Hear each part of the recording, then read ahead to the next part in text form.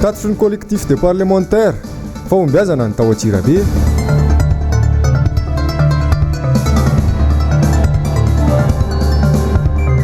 Vahoaka an'Antsirabe tsy mahazaka demokrasia ny mpitondra.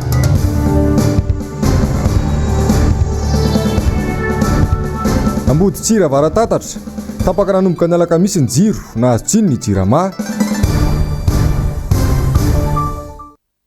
Tompoko lasy tompoko vavy mankasitraka anao hatrany manaraka ny fahita lavitry ny MBS amin'izao aliny sabotsy fa 14 ny volana novambra ny taona 2024 izao dia mbola ampifaliana hatrany no itsidiako ny tokantranao amin'izao aliny izao no sady anasaka anao ihany koa ny anaraka ny fotoana ny fampahalalam-baovao hatramin'ny farany.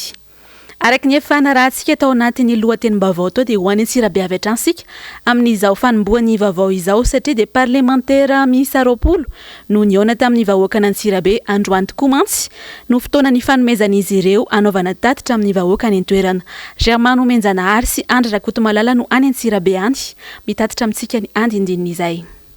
Tamin'ny 12 maraina no nikadina teo amin'ny kianja makro avaratsena Antsirabe ny collectif des parlementaires izay notrondro mpanao politika izay mivondrona amin'ny panorama sy ny RMDM tahaka izao ny fandraisany voankazy ireo.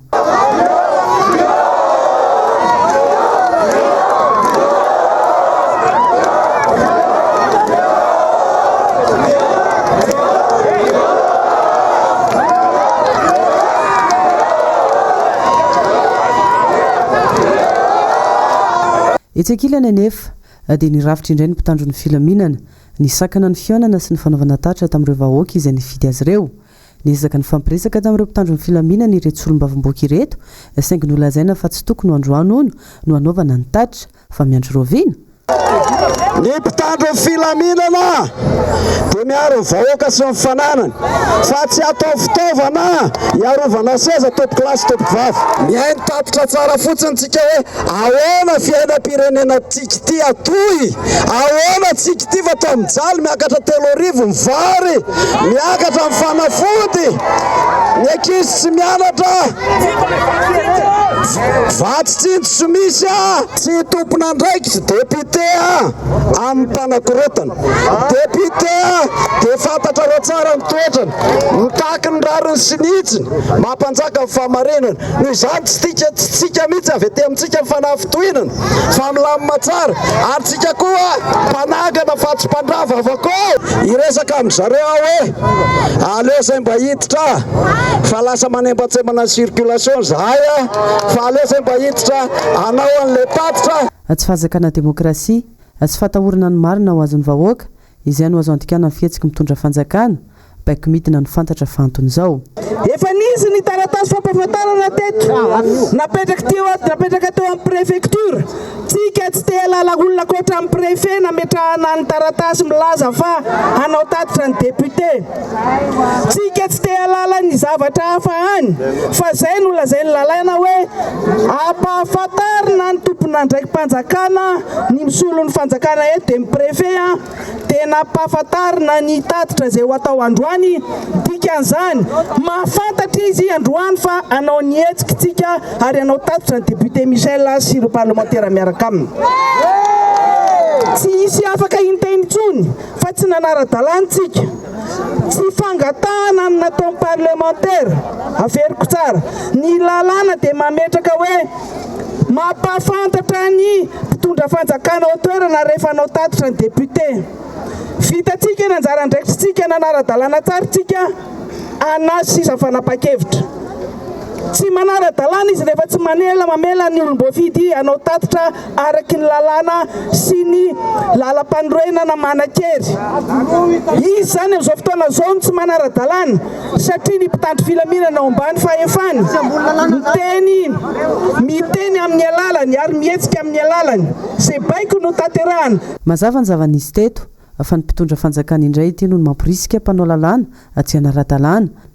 Ny azo lalana nody avy hatrany ireo solombavam-bahoaka taorianan'izay ny alina teto avaratsena teny azo any Ambohimandrosoa.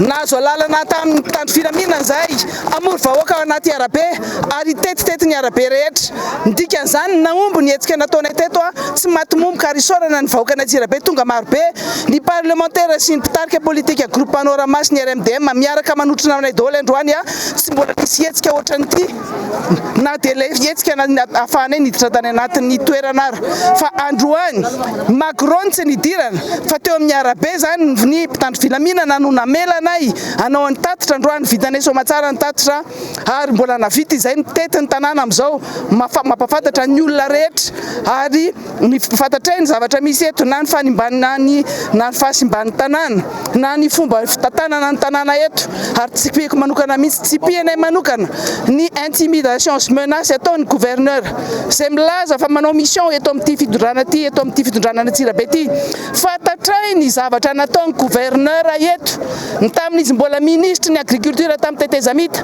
natao aiza daholo ireo tracteur efa misy 2,000 nataonao aiza ny volana io ary efa mandeha tany amin'ny Bianco io mi-interpeller amin'ny Bianco izay amin'izao hoe lasa izy dossier io amin'izao fotoana zao mbola tsy prescrit io ary hoetsehinay satria tsy ohatr'izany no fomba fitantanana firenena fantatray ny zavatra nataonao tsy ianao nampianakendry ny olom-boafidy olom-boatendry anao eto ary nanao mission ianao tsy ny solombavam-bahoakanay na ny sénateuranay no rahonana tsy izahay no ataonao raha-mataora fa izahay solombavam-bahoaka sénateur voafidy tsy misy olom-boafidy baikony olom-boatendry zany ataovy tsara ny gestionnao fa fantatra efa tsy manjary izy nakaiza mivola ny région eto ny ambombola napetraky ny région chef de région eto ahoana ny fitantananao an'io ny transparence agnatatavinay solombavam-bahoaka satria zoanay zany ary adidinay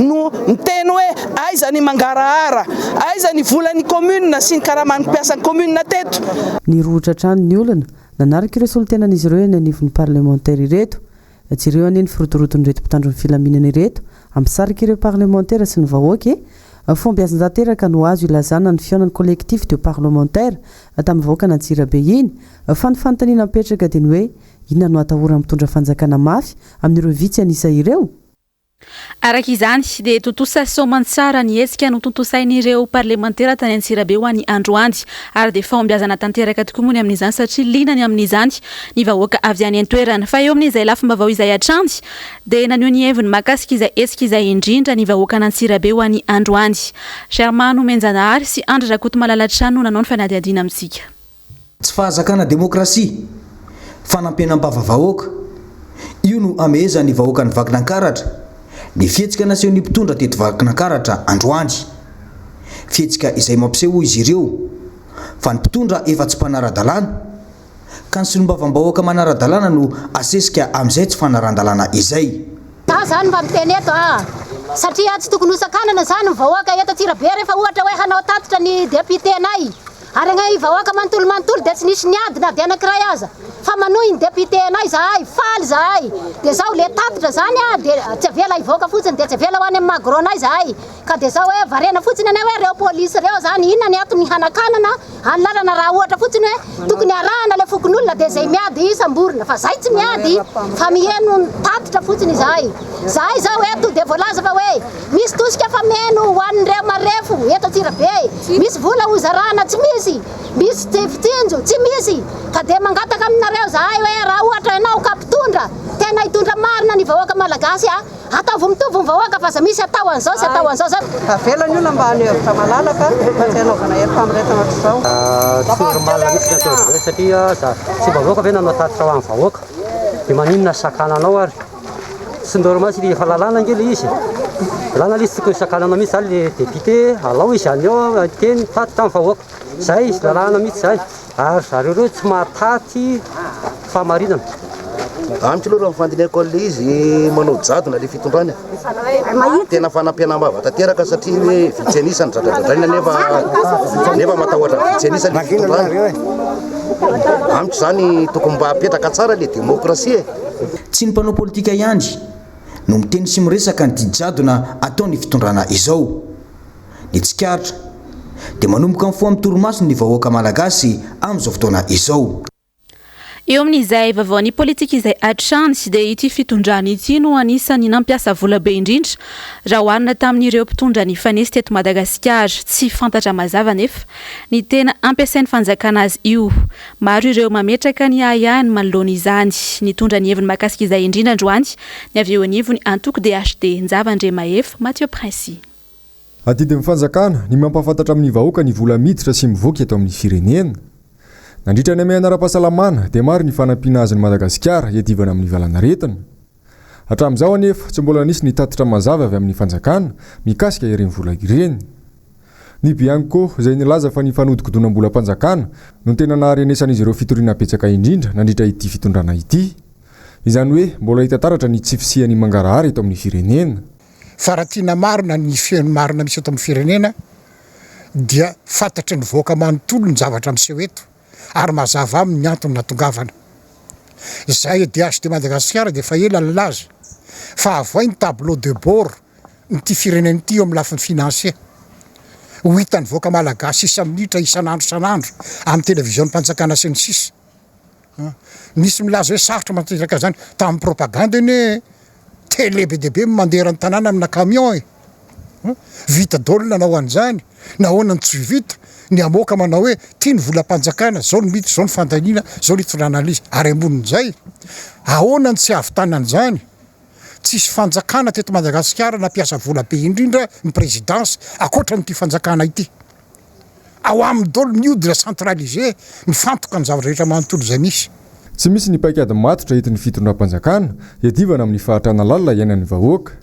Tovarina amin'ny fihebebona sy ny fisehosehoana fotsiny ihany ny mpitondra. Hovana karapokotany sy ny namana ho lasa numerika sy ny sisa sy na aizany vokany. Lazaina fa zalaina ordinateur dolo isa-pokotany aizany vokany. Reto ny camion mirentirenti sy ny namana so nafakona Tananarivo io ny faky vao aika amin'ny tombo. Mandeha ny confinement sy ny namana ararotiny ny amorana ny lalana sy sisa lavaka dolo fanjonoana dolo manerana ny manontolo manomboka amin'ny 15 novembre diobodrano dolo Tananarivo sy sisa. Vaovao makasika ny famantsiana herinaratra avy amin'ny orinasa Jirama kosa indray dia tapaka nanomboka ny alakamisy hariva teo ny jiro ao Amboditsiry Avaratatatra ary ny atoandro teo vao niverina tamin'ny ampahany izay jiro izay. Tsy ny jiro ihany fa hatramin'ny rano dia efa nampiko ilay ny mponina teny an-toerana ihany koa amin'ny fahatapahany izay. Nidina teny an-toerana nanao izay fanadihadiana izay ary Asinandriamalala sy Mathieu Princy. Ny arivany alakamisy tamin'ny 7 ariva teo am-pijerena lalao natria ny barena Madagasikara ireo mponina nitapaka ny jiro. Aizikitroka ny ainan'ireo mponina hatramin'ny alina. Tsy mazava mponina ny fomba fiasan'ny jirama raha nitaraina tamin'izy ireo ny mponina. Efa nisy fanatina jirama ihany satria aminay dia miandry any valiteny zareo mbola manao fangatana izay fokon'olona tsy haiko fangatana momba n'inona zany no atao.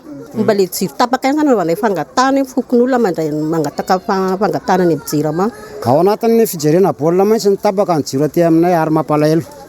Tena mampalahelo eto amin'ny tanàna. Misy party tapaka, misy party tsy tapaka.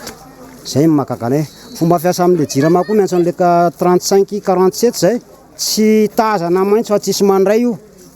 Ary dia zay makakane nefa vola alohanay amin'ny jirama mandeha ara-dalàna. Ao anatin'ny alina misy vorina aty amin'ny tanàna tapaka ny jiro. Manjary mividy goupe tsy vidin'ny olona. Lasa miambina ny tokantrano tsirairay aby ny andro matahotra amin'ny alina. Fatahorana ny jolahy tsy maintsy misy amin'ny tanàna moa tsy fantatranao izay amin'ny alina. Manjary gardien tsy vidiny namba hoe gardien raha ny asa tena dia lasa gardien ihany manamboatra ny tanàna rehetrarehetra midikodina amin'ny tanàna. Zay indrindra amin'le fandriam-pahalemana zany tena mampalahelo dia mampalahelo amin'ny fandriam-pahalemana dia hoe misy sécuritaire amin'ny tanàna. Le jiro maty ny tena mampalahelo satria tsy afaka hivezivezy zahay. Toy ny amin'ny faritra maro eto an-drenivohitra, fahoriana sy fijaliana no iainan'ny mponina amin'ny famatsin-drano, anisan'izany ny ety amin'ny fokontany Amboditsiry Avaratatatra ity. Ny rano ety aminay dia tena mampijaly tokoa satria amin'ny 5 zany rano ety dia ny olona amin'ny 12 alina dia efa mandahatra bidon. Amin'ny 4 ariva ianao indraindray mbola tsy mahazo rano nefa amin'ny 12 alina mandahatra bidon. Tsara ny manamarika fa vely rano faharoan'ny filohan'ny Repoblika ankehitriny ny fanomezana herinaratra sy rano fisotro madio ho an'ny vahoaka. Tsy mbola tanteraka aloha izany hatreto. Ny orinasa Jirama ity vao maika tafalatsaka anaty fahasiaranana lalina. Any ka tapaka lava ny jiro sy rano avy amin'ny Jirama. Anoizantsika ny vaovao ary amin'izao alina izao dia ny vaovao mahakasika indrindra ny tranga amin'ny fiarahamonina taoriany raharaha fanolalana sy fandrobana ary fikasihan-tanana ny tranga tany Ambatomirahavavy ny 2 ny volana aprily ny taona 2024 dia niakatra fitsarana ny raharaha mamofopofona kolokolo avo lenta ny didiny voaka hoy ny fianakaviany Niarambony raha niresaka tamin'ny mpanao gazetinay Asinandriamalala sy Mathieu Prince Atrany. Magaga fianakaviandreo niarany fanolanana sy fandrobana ary fikasihan-tanana ny valim-pitsarana navoaka ny fitsarana zoma lasa teo. Navotsitra ny mpanao fanadihadiana matsy ireo tena adonikotrika sy navandoza hoy ny fianakaviandreo Niarambony. Dia tsy nanomboka akory ny fitsarana dia niavan'ilay dala moa zany dia efa niteny hoe tsy maintsy afaka ny anay, tsy maintsy afaka ireo fa zavatra tsisy atahorantsika an'izany. Dia nandeha moa zany ny didim-pitsarana zany nivoaka afaka mahadidio ny anankitelo fa ny anankiray ihany no sazy tany nefa ireo anankitelo ireo zany tena nanao an'ilay action tao an-tranon'ilay fianakaviana anay zany izy dia zay zany tena anisan'ny tena hoe mampalahelo anay ary iverinay zany ary tena hoe misy kolokolo tao ambadika io zavatra io zany satria le izy fanolanana sy vony le izy moa zany tsy isainana foy fanolanana le izy ny mamako sy ny zandriko moa zany no naolany zareo dia lasa ny daony ny entana tao an-trano dia na le resaka fanolanana zany raha tsy dia nisy mihitsy tao anaty tsy dia nisy resaka mihitsy tao anatin'le fitaom-pitsarana dia afaka mahadidio zany ny anankitelo tamin'izy zay zany ny zavatra nisy mbola nampalahelo anay nefa le izy fanolalana sy fandrobana zany ny tao atokantrano. Ratsaivina dia taorian'ny fanadihadiana nataon'ny mpitandro filaminana dia efa nisy olona 3 voasambotra ary nadoboka ponjavonjomaika tantsy afa. Nahazo fahafahana vonjomaika moa ilay nolazain'ny Niarambony afa ato donikotrika ary afaka madiodio taorian'ny fitsarana. Manainga ny tompona andraikitra ireo fianakaviana hijery akaiky izy raharaha-pitsarana mamofopofona kolokolo izao. Fa isan'ny tsy afa-misaraka amin'ny andavanandro ny ankamaroany vahoaka malagasy amin'izao ny fampiasana ny arina fandrehitra na ny charbon izany. Samy manana ny mahazatra azy ny tsirairay ao misy ny mividy amin'ny gony eo ihany koa no misy ny mividy amin'ny antsinjarany. Tsy maintsy hiakatra nefa ny vidin'izay arina fandrehitra izay indrindra atao anatin'ity fotoam-pahavaratra ity raha ny fanazavany mpivarotra. Nambiny Sovelo Sitraka, Tahiry ny aina. Isan'ny ahitana fiakarana voalohany indrindra ny vidin'ny arina fandrehitra rehefa miditra amin'ny fotoam-pahavaratra toy izao. Avy any amin'ny faritra Atsinanana iny ireo arina fandrehitra amidy eto an-drenivohitra no afarana ka vokatry ny lalan-dratsy ny mahavitsy ny entana tonga eto an-toerana. Hatreto mbola manana tahiry aloha ireo mpivarotra ka mbola mitazona ny vidin'iray gony amin'ny arina fandrehitra ho 5,4 ariary. Tsy maintsy hampiakatra ny vidiny izy ireo atsoatsy rehefa lany izay tahiry izay ary hidangana dia hidangana ny vidin'ny arina fandrehitra. Fa tonga amin'ny fahavaratra ilay midy ny lalana misy lalana tapaka ny anaty ala. Misy mantsy migonana kesika izao dia amin'izao ary ny kesika efa 5,7 alina. Dia ny anay kininina eo amin'ny 4,4 alina eo na 5,4 alina fa rehefa tena avy be ny orana. Ny fifidianana antsinjarany no tena mahavantana ny mpanjifa. Eo ny fitsitsiana fa eo koa ny fahasairanana manoloana ny andavanandrom-piainana ka izay mahampy ao anatin'ny andro iray na isaky mandrotsaka ihany no vidiana aloha. Antsinjarany aloha ny ankamaroany izay no takatry ny sarababem-bahoaka. Izao ny olona 100 vidiany ao anatin'ny maraina dia hariva izy mividy 100 dia ohatr'izay. Malakalana zany mividy amin'ny gona amin'izay. Ny arina vita amin'ny kininina no tena mahasarika mpanjifa betsaka indrindra noho ny fahatezany sy ny habetsany ao am-patana rehefa manokana raha ny fanazavan'ny mpivarotra. Somary iverenantsika kely indray ny vaovaon'ny tranga amin'ny fiarahamonina dia niafara tamin'ny gidragidra sy fifamaliana nisy teo amina teratany Sinoa sy teratany Malagasy mampanofa trano teny Akasina. Ny taraina vokatry ny fiafarany zavanisy Androany ilay teratany Sinoa nanofa trano tamin'ny teratany Malagasy. Mialy rary nombana no mitatitra amintsika ny fanadihadiana eo amin'ny sary sy rindran'ny sary ny Mathieu Prince. Velotaraina vokatry ny zavananjo azy ny vehivavy teratany Sinoa iray monina eto Madagasikara. Manana olana tamin'ny tompotrano teo aloha mantsy izy araka ny fitantarany.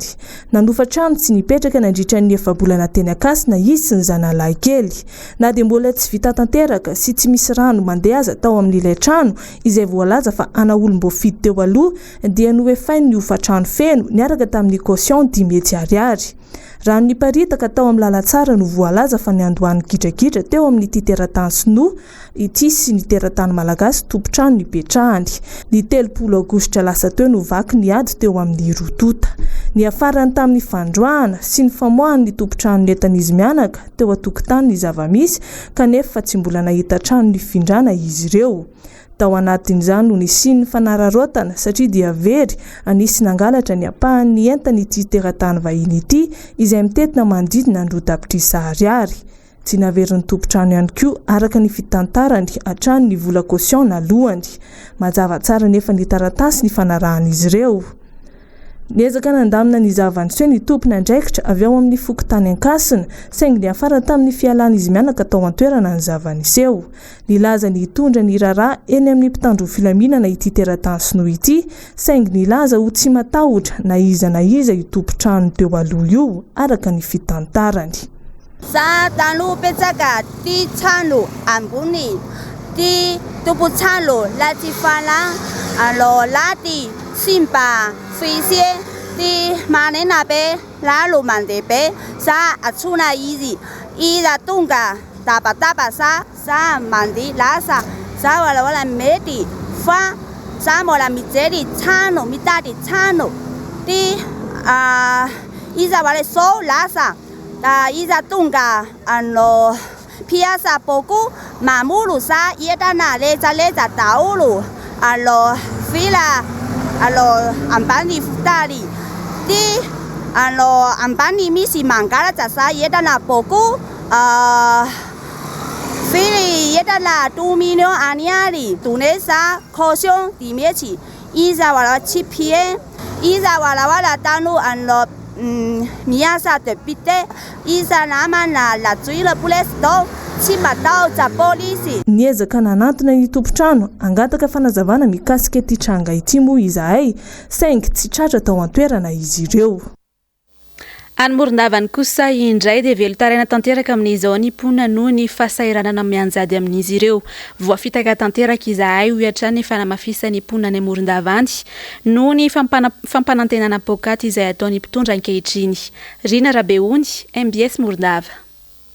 Latsaka ankaterina tanteraka raha ny fahatry mena be amin'izao fotoana izao no asiana teny tao aorianan'ireny fandalovan'ny valanaretina Covid-19 ireny teo ihany koa ny fampanantenana miopapana izay nataon'ny mpitondra fanjakana indrisy anefa fampanantenana pôkaty avokoa ireny rehetra ireny tsy laza fotsiny tsika afa-tsy nitodran'ny dabara ankehitriny vokatra izany rehetra izany manjaka izay tsy izy ny tsy fandriampahalemana eto amin'ity fahatry mena be ity eo ihany koa ny anoanana ny fahasahiranana zay mianatra amin'ny vahoaka tsirairay avy isambatan'olona amin'izao fotoana izao tsy amany vohitra tsy atanàn-dehibe fa mikaikaika avokoa ary samy mitady izay anikoanina isan'andro ny vahoaka amin'izao fotoana izao zany hoe raha fiezana izay rehetra izay dia miaina ao anatin'ny tebiteby miaina ao anatin'ny fahasahirana tanteraka ny vahoaka aty amin'ity fahatry mena be ity tahaka n'ireny tany lavitra andriana ireny. Tsy misy mitazona ny teny nomeny zany ireo fitondram-panjakana zay niankina amin'ny fifidianam-bahoaka ireo mamela ahy ianao andeha matao filoha fa ny teny nomenao zay dianao taty amin'ny sikôma dia hampanantenanay vahoaka fa hisokatra ao anatin'ny 2 volana.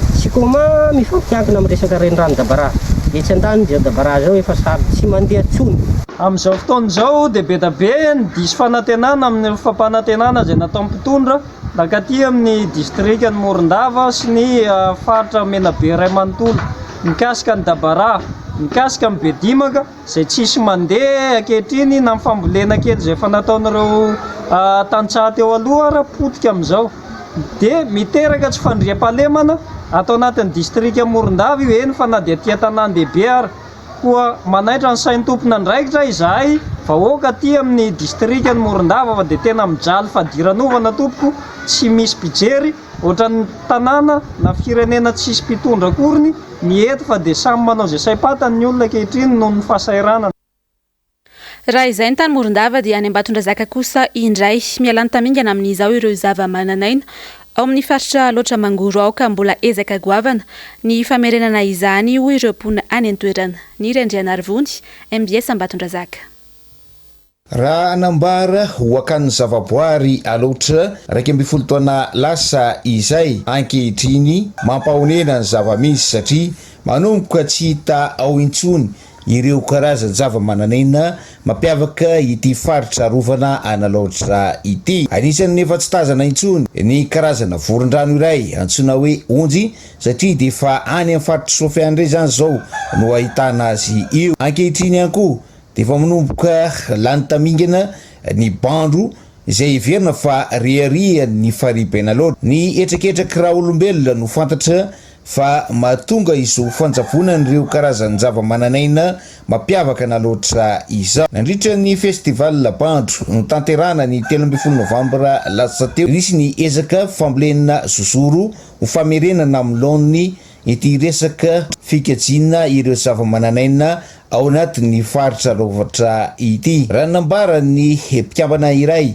eo anivon'ny vondron'olona ifotony dia ny fampiarana ny lalàna no somary marisarisa any Kazary Manjaka ny fanimbana sy ny fanapotehana ny zetra Analoatra amin'izao fotoana izao. Ny olana zany eo amin'le zetra eo amin'le fambolena varojiaby io zany no tena olana lehibe io eo amin'le zetra eo amin'le resaka fampiarana le lalàna zany no olana satria le tatitra betsaka fa le fampiarana le lalàna zany mbola somary misy tsy ampy kely. Tanantsika ny ponina zany ety amorona loatra mba samy andray andraikitra amin'le fiarovana an'le zetra satria io ange mahaloatra ny aloatra. Eo amin'ny pejiny fahasalamana kosa indray dia andro maneran-tany sy natokany OMS hiadina amin'ny diabeta ny daty ny androany fa 14 ny volana novambra. Mankalaza izany ihany koa isika teto Madagasikara. Mampanaonao foana ny olona matetika ny tsy fahafantarana ny tokony atao manoloana ny diabeta raha ny fanazavan'ny mpitsabo manana traikefa manokana mikasika izay aretina diabeta izay. Ka ato anatiny ity fanadihadiny ity no andehana raha tsika ny andindininy sy ny fampahafantarana makasika izay aretina diabeta izay. Nambiny Sovely Sitraka, Tahiry Aina. Fekaran'ny tany siramamy eo amin'ny raha mikorina ao anatin'ny vatan'olombelona iray no atao hoe diabeta amin'ny ankapobeny. Isan'ny mahatonga azy ny fihinanana sakafo be siramamy sy matavy loatra manomboka any amin'ny fahazazana. Ny sarakaty no taova voakasika rehefa tratra ny diabeta ny olona iray.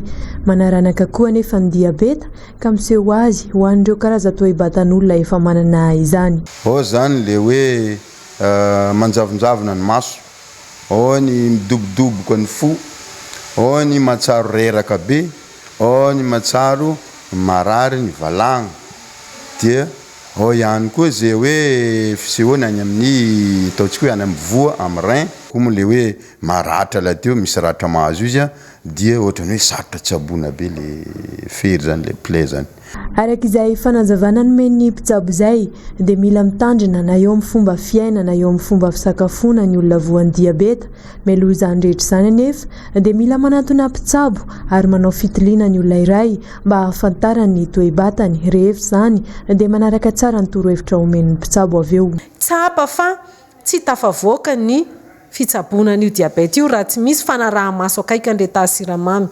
Zany hoe rehefa hohanina fanafody tsy hohanina fezay ihany iny fa tsy maintsy ajustena dia tsy maintsy verifiena koa ina nahoana ny vokatra. Eo amin'ny lafiny sara-pitsaboana sy fitiliana ary fitaovana ampiasaina no manakana ny olona voan'ny diabeta tsy hitsabo tena ka mitarika hatrany amin'ny fahafatesana raha ny fahitan'ny mpitsabo manokana ny diabeta eto Madagasikara. Misy ireo tsara sitrapo izay mizara maimaim-poana ho an'ny olona marefo ara-pivelomana ny fitaovana ilaina amin'izany. Mandritra ny ray volana le katrohany iny maimaim-poana foana zany izay tonga eo hijery ny diabeta, hijery ny tany siramaminy. Misy fampianarana maro be tokony ho hain'ireo diabetika ireo, ahoana ny sakafony, ahoana ny tokony fomba fiainana amin'ny ankapobeny, ahoana ny tokony tondrany emploi du temps amin'ny asany io, ahoana ny gerena ny maso efa jambajamba ny diabeta io atao ahoana io, ahoana ny kiraro tokony anaovana, maso manao pieds ve, kiraro teritery ve mety, ampianarina daholo ny karazana sport mety atao. Inona ny analizy tokony jerena foana io fo io tokony jerena. Mety roso eo amin'ny laharana fahafito ho antony mahatonga ny fahafatesana be indrindra maneran-tany ny diabeta ny taona 34 raha mbola mitoy ny tsy firarahin'ny olona ny fitsaboana azy raha ny voalazan'ny teo anivon'ny OMS. ko satria moa sika efa miditra tsikelikely anatin'ny vanim-potoana ny fahavaratra dia tsy maintsy miomana amin'ny loza voajanahary ireo mponety Madagasikara indrindra ny any amorontsiraka any ezaina ny omana mialoha ny fanazavan'ireo mpona any Antalahandy ary ampiarina ireo torohevitra samihafa omeny vondrona sy fikambanana misahana manokana ny loza voajanahary nambiny Tsovelo Sitraka sy Tahiry Nianatrany. Ireo voka-dratsy ateraky ny loza voajanahary mitranga no tena mampikaikaiky ireo mponina any amin'ny faritra avaratry ny nosy iny raha vao miandoto izao ny fotoanan'ny orana. Araka ny efa mahazatra ny mponina dia vao miandony volana Janoary dia efa misy rivo-doza tonga eto Madagasikara ary lasibatra amin'izany indrindra ny any amorontsiraka. Misy ireo vondrona mametraka tetikasa hanampiana ny mponina entina miomana amin'izay loza voajanahary izay. Ho an'ny Antala zao dia ny fomba fiainana manoloana ny loza no efa manomboka ampiarina ka ny fokon'olona no mandray anjara voalohany amin'izany. Hoezana ho atsaraina ny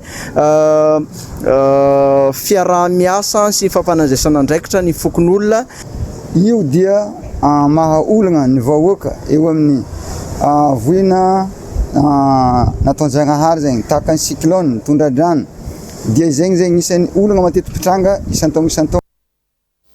Fa eo amin'ny vaovaon'ny finoana kosa indray dia tontosa androany ny fitokanana ny fiangonana Philadelphia teny Vatoteny ary ny fanolorana ny fanalahidy ny Tsangambato fa 50 taona ny FJKM tonga nanotrina ny fotoana teny an-toerana moa sy nanolotra ny fanalahidy ny filohan'ny komity fankalazana ny 50 taona ny FJKM izay Andriamatoa Marc Ravalomanana fanadihadinary eo amin'ny sary sy rindran-tsary ny Mano Randriamalala.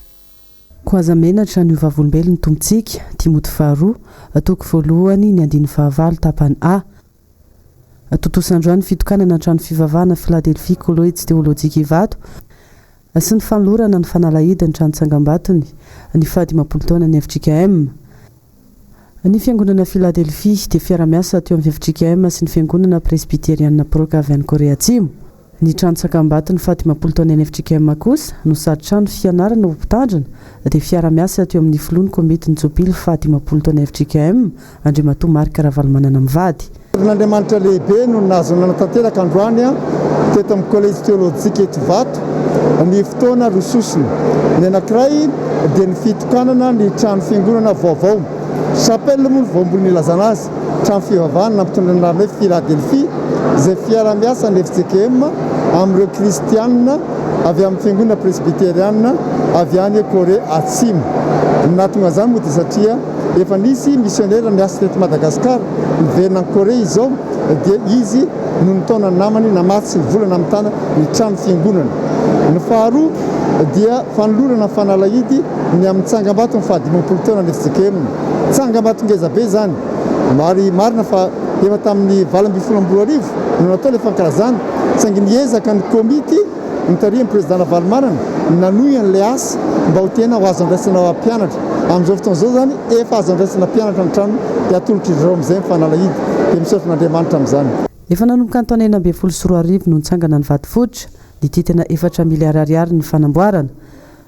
Nanao tolobidy araka izany FJKM amin'ny tana azy ka namaly ny antso ny filohan'ny komity Andriamatoa Marc Ravalomanana mivady.